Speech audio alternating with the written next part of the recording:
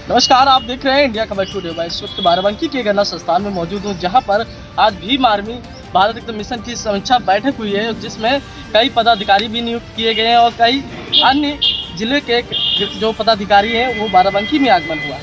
आइए सीधे ज़्यादा वार्ता न करते सीधे उनसे। भाई साहब, क्या नाम है आपका? मैं अरुण कुमार शास्त्री, भीम आर्मी मंडल संयोजक अयोध्या।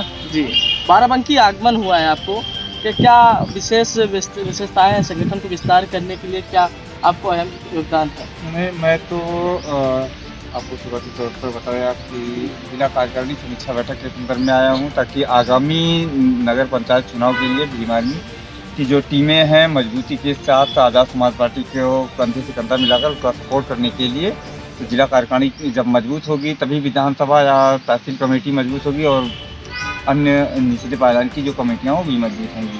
क्या नाम है आपका, किस पद पर है? मैं अरुण कुमार शास्त्री, मंडल संयोजक अयोध्या। ये हमारे साथ मंडल अध्यक्ष जो थे, हमारे साथ भीम आर्मी के जिला अध्यक्ष जी भी हैं, उनसे भी वार्ता करेंगे। अध्यक्ष जी, आज समीक्षा बैठक हुई है, तो अभी चाहे संगठन का विस्तार करने के लिए कौन से मुख्य मुद्दे उठाए गए हैं? देखिए, संगठन का विस्तार करने के लिए हम लोगों का संगठन विस्तार लगातार चल रहा है।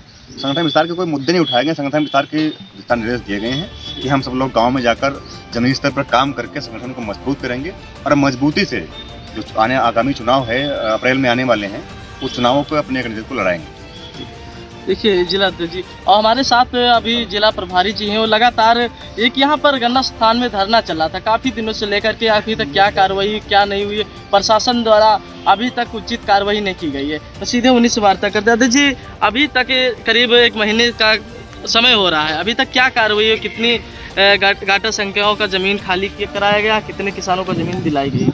ये भीम आर्मी भारत एकता मिशन के नेतृत्व में जो बसारी गांव के लगभग 58 पट्टे हैं और 11 पट्टे और किए गए, 69 पट्टे हुए थे जो 1973 में किए गए थे। इसके अलावा 96 में 83 पट्टे हुए थे।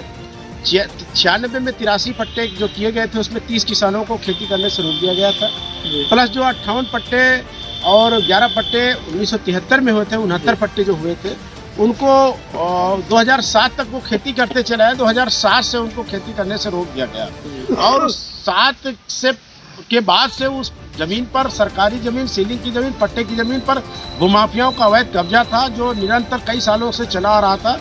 और 400 बीघा लगभग जो सरकार द्वारा भीम आर्मी और ग्रामीणों के धरना प्रदर्शन और हस्तक्षेप के बाद लगातार 9 तारीख से निरंतर जारी रहा। 13 तारीख को एसडीएम साहब मौके पर जाकर जो 96 में 23 पट्टे हुए 31 लोगों को खेती करने से रोक दिया गया था, तो सबसे पहले एसडीएम साहब ने उसको कब्जा दखल कराया, खेत जुतवाने का काम किया।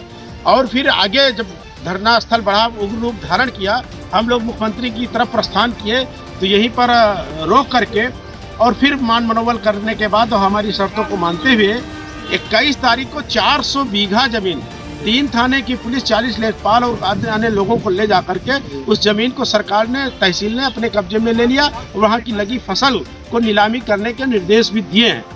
लेकिन हालांकि अब वो विपक्षी उस पैसे, उस जमीन से इतना कमा चुके हैं कि नाना प्रकार के किसानों को, भूमिहीनों को परेशान करने के लिए कोर्ट, वो कोर्ट, वो कोर्ट, वो कोर्ट दौड़ा रहे हैं, तारीख पे तारीख लगा रहे हैं, जिसके संदर्भ में हाई कोर्ट भी गए थे। हाई कोर्ट में माननीय उच्च न्यायालय ने ये निर्देशन दिया है कि जो अदम पैरवी में उनका मुकदमा खारिज हुआ है उसको, उनका प्रार्थना पत्र स्वीकार करके उनका जो है सुनवाई हो।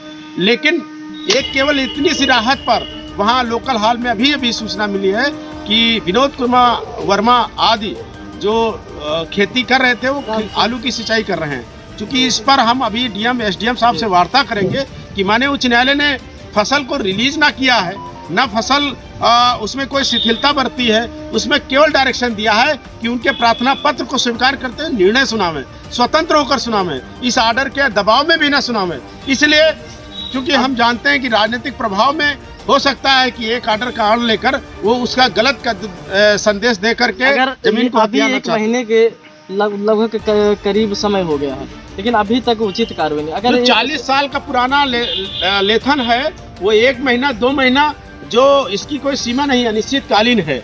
और धरना भी अनिश्चितकालीन, ये समस्या भी अनिश्चितकालीन है। ये समस्या आज की नहीं है, समस्या 1973 की है और 73 से मतलब 30 साल उधर और 20 साल 50 साल की समस्या। क्या आपको मालूम है कि ये गरीब गुरबों को, मुसलमान दलितों को, पिछड़ों को इस भाजपा सरकार में तुरंत न्याय मिल जाएगा? जब हमारे अन्य सरकारों में नहीं मिला, अन्य लोगों के अधिकार नहीं रहते नहीं मिला, तो फिलहाल संघर्ष कर रहे हैं, आंदोलन कर रहे हैं और इसका अभी उग्र रूप देना है। फसल नीलाम होने तक, राजकोष में जाने तक, अमल दरामद होने तक, कब्जा पाने तक, यहाँ से धरना प्रदर्शन ये मुख्यमंत्री आवास या रामलीला मैदान तक जाना पड़े, तो इसमें जो है भीम आर्मी भारत एकता मिशन किसानों के साथ है, आखिरी दम तक लड़ाई लड़कर उनको न्याय दिलाने का काम करेगी।